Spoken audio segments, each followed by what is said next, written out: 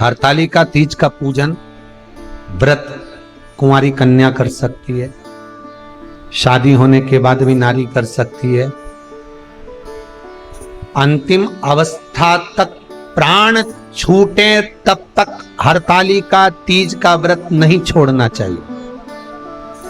एक व्रत हमेशा याद रखो, एक एकादशी और एक हरतालिका। हाँ, इतना जरूर है, ज्यादा शरीर बेकार हो गया, बुढ़ापा आ गया, शरीर नहीं साथ दे रहा, तो कुछ फल खा लो, कुछ चाय दूध जूस आप लेकर कर लो।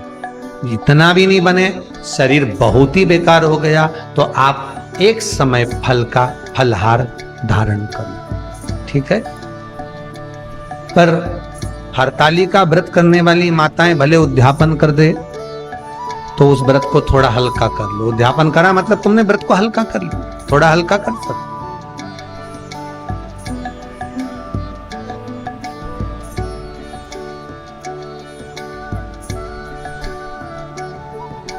हरतालिका तीज का जो व्रत का उद्यापन करते हैं उसमें 5 चीज रखते हैं ना, 5 कपड़े स्त्री के, 5 कपड़े पुरुष के, 5 तरह का अनाज, 5 तरह का फलहार, 5 तरह का फल।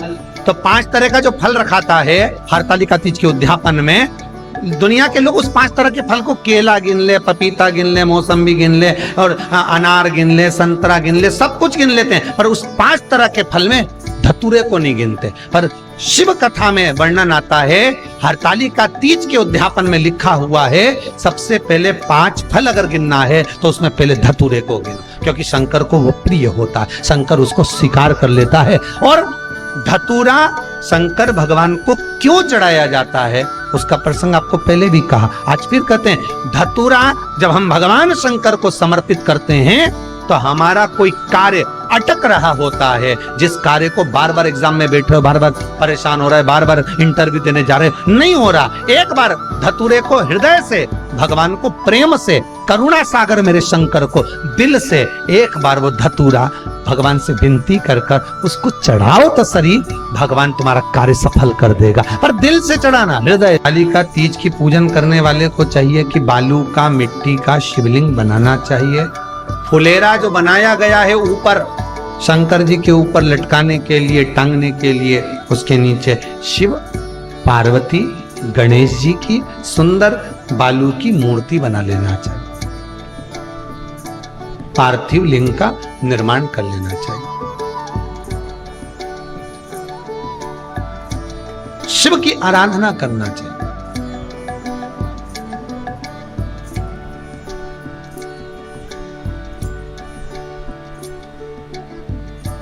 जो फल आपके पास में हो शंकर को समर्पित करना चाहिए, पूजन करना चाहिए, आराधना करो। सबसे पहली पूजन हरतालिका तीज की प्रदोष काल के अंतर्गत हो जाना चाहिए। शाम के समय प्रयास करो प्रदोष काल के समय पर पहली पूजन हो जाए तो ज्यादा अच्छा।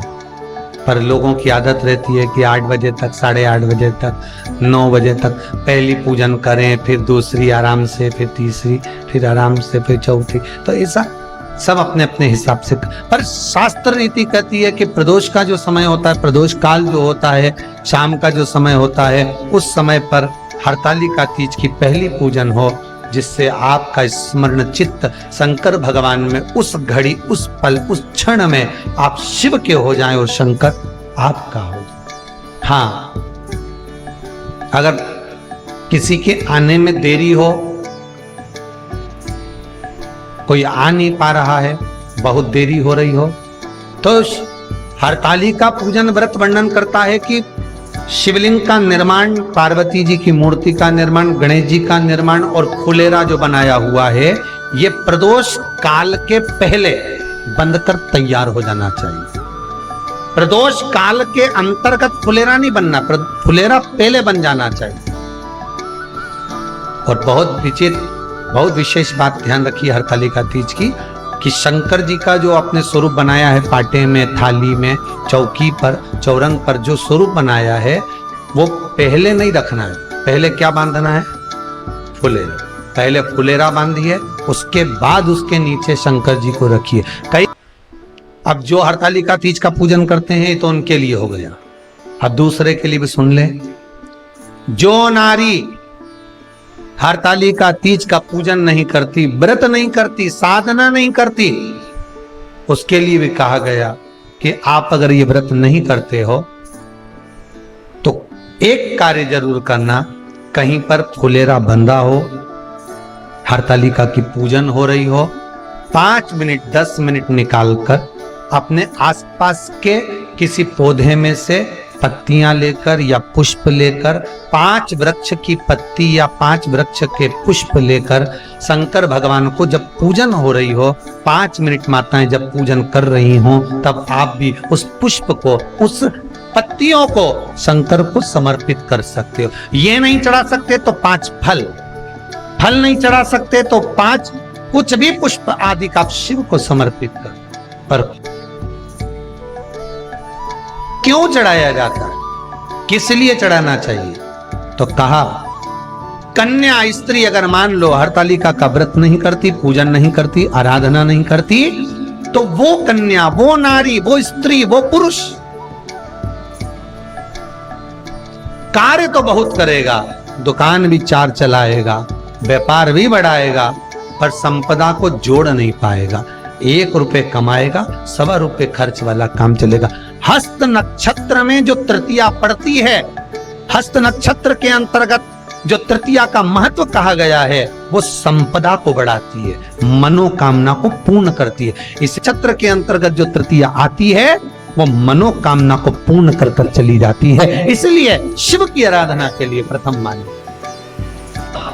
हस्त नक्षत्र में किया गया दान, हस्त नक्षत्र के अंतर्गत तृतीया के दिन किया गया पुण्य, हस्त नक्षत्र में तृतीया के दिन किया गया श्रृंगार, हस्त नक्षत्र में तृतीया के दिन करा गया अपना सुंदर सिंदूरा, भगवान का आनंद, 5 तरह के वस्त्र, 5 तरह के स्त्री के वस्त्र, पुरुष के वस्त्र, 5 तरह का फल, 5 तरह का अनाज, ब्राह्मण को बुलाकर ब्राह्मणी के साथ आप या तो ब्राह्मण से उद्यापन करवाएं या फिर आप स्वयं भी करते हैं तो शिव को समर्पित करके ब्राह्मण और ब्राह्मणी को भोजन कराकर वो भाग प्रदान करें। यही हरतालिका तीज के उद्यापन का वर्णन आता है। सुंदर भावों से हरतालिका माता आप सभी की मनोकामना पूर्ण करे। थोड़ा ध्यान लगाकर सुनना। हरतालिका तीज शिव महापुराण की कथा ही नहीं है, आप जो तीज करते हो, हरियाली करो चाहे सातुड़ी करो, उस तीज की महत्वता क्या है, इस हिंगोली की शिव महापुराण की कथा में अपने को समझना है कि उसकी मूल तत्वता, उसकी महत्वता है क्या, उसका महत्व क्या। अब देखिए हरियाली तीज करने वाली माताएं थोड़ा ध्यान से सुनिए।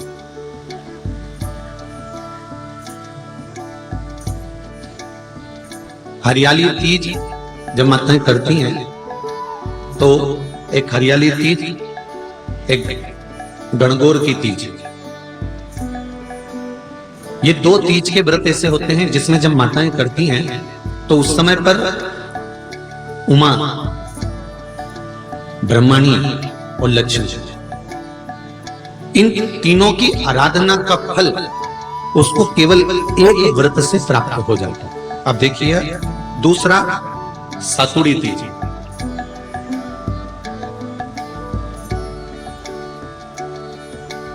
इसमें उमा और महेश्वर, उमा और महेश, ब्रह्मणी और लक्ष्मी,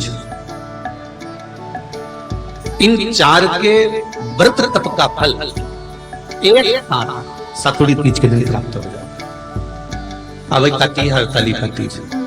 आप लोग करते हो हरतालिका? यहाँ लोग करते कि नहीं करते? करते हैं यहाँ पे हरतालिका? कौन कौन करता है? जरा हाथ उठाओ तो जरा। अरे सभी करते हो, देखो बहुत बड़ी, बहुत अच्छी बात। एक आती है हरतालिका तीज। इस तीज का व्रत माता पार्वती बेल वृक्ष के आनंद के साथ में फुलेरा बनाकर करती है, और जिसमें इस हरतालिका में माता पार्वती जी के जितने जन्म पहले हुए हैं, माता पार्वती का जन्म तो 52वें नंबर का, 52 नंबर पे माता पार्वती का जन्म है। इससे पहले तो माता के 51 जन्म पहले हो चुके। 51 जन्म माता पार्वती का पहले हो चुके हैं। तो वो जितने जन्म माता पार्वती पूर्व में ले चुकी हैं, ब्रह्माणी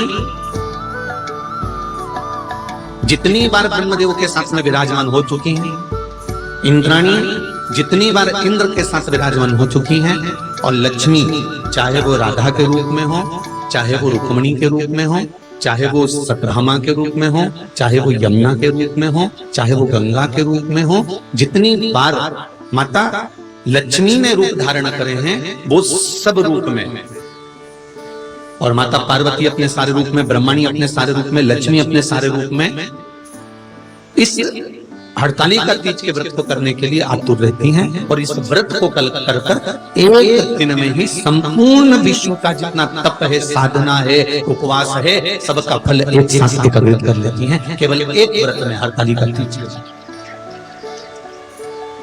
अब एक बात ध्यान से सुनिएगा, सारे व्रत आपका अगर स्वास्थ्य खराब हो गया तो आप व्रत छोड़ सकते हैं। जितने भी व्रत आप लोग कर रहे हैं पूर्व के, सोमवार, मंगलवार, एकादशी, छठ, पंचमी, चतुर्थी, अगर आपका स्वास्थ्य खराब है तो आप उस व्रत को छोड़ सकते हैं, सारे व्रत को छोड़ सकते हैं। पर तीज का जो व्रत होता है,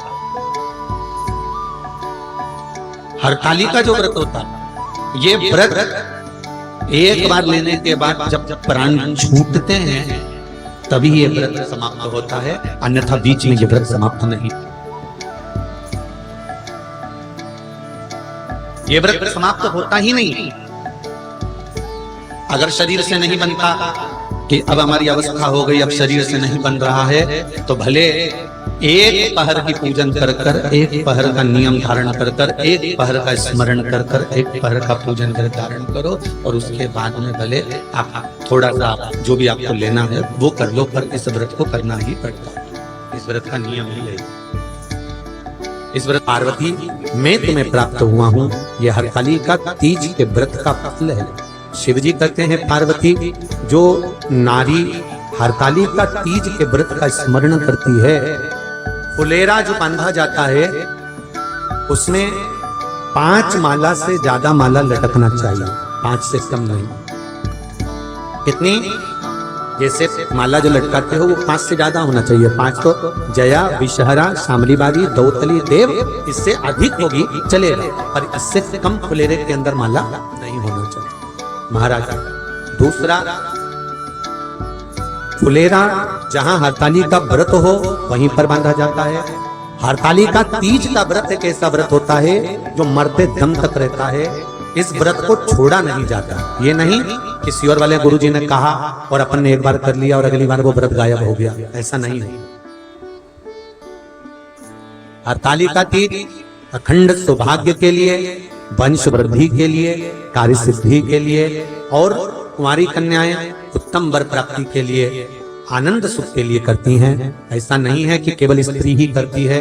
जब नारी किसी कारणवश व्रत नहीं कर पाती तो पुरुष इस व्रत को धारण करते हैं। आप सब अपने हृदय से, मन से इस व्रत को कर कर अपने जीवन को सार्थक बनाइएगा। जो करते हैं, कितने लोग करते हो जरा हाथ उठाइए। हरतालिका तीज इतने सारे करते हो? अरे बाबा, कर लो, प्रणाम प्रणाम, आपको बहुत बहुत नमन करता, बहुत बहुत सारा। फुलेरा बांधते हो?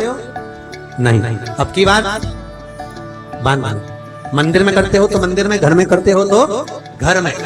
फुलेरा वंश की वृद्धि करता है, फुलेरा अखंड सौभाग्य देता है, फुलेरा मन की कामना को पूर्ण करता है। जो बेटियां जिनका विवाह नहीं हो रहा हो या बेटे जिनका विवाह नहीं हो रहा हो, वो 7 स्थान पर कहीं फुलेरा बंधा हो तो फोन लगाकर पूछना कहाँ बंधा है, वहां का दर्शन करने, एक फूल में हल्दी कुंकू लगाकर शिव जी को चढ़ाकर फिर वहां से जाना। 7 स्थान के फुलेरे का दर्शन अवश्य करिएगा।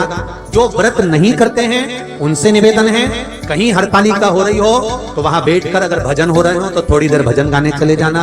अपने मोहल्ले में, कॉलोनी में, सोसाइटी में कहीं हरतालिका तीज का व्रत हो रहा हो तो 2-4 मिनट जाकर दर्शन जरूर करना, जिससे भोलेनाथ आपका अखंड सौभाग्य करे और आपके मन की कामना पूर्ण करे।